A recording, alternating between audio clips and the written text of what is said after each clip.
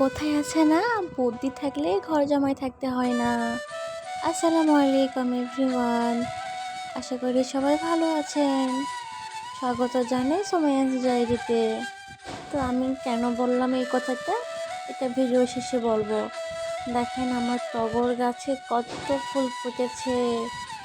সকালে মিষ্টি মিষ্টি রোদ, সাথে এরকম বাগানে যদি এত ফুল ফোটে কার না ভালো লাগে বলেন তো। দেখেন আমি টগর ফুলের যে বালতি, ওখানে আমি কতগুলো পর্তুলিকা লাগিয়েছি। পর্তুলিকা চারাগুলো আমি শুরুতে লাগিয়েছিলাম, কয়েকদিনের মধ্যে এত বড় হয়ে গিয়েছেন, অনেক ফুল ফুটেছে, আপনারা দেখতেই পাচ্ছেন। এখানে দেখেন আমি লাগিয়েছি গন্ধরাজ, গন্ধরাজে কলি এসেছে। আমি কিন্তু গন্ধরাজ টপের নিচেও পর্তুলিকা লাগিয়েছি। আমি কিন্তু এই যে যে গাছটা দেখলেন প্রথমে পর্তুলিকার গাছ, সেখানে কিন্তু আমি ব্যাঙ্গি গাছও লাগিয়েছি। এক কথায় আমি একটি টবে 3টি গাছ লাগিয়েছি।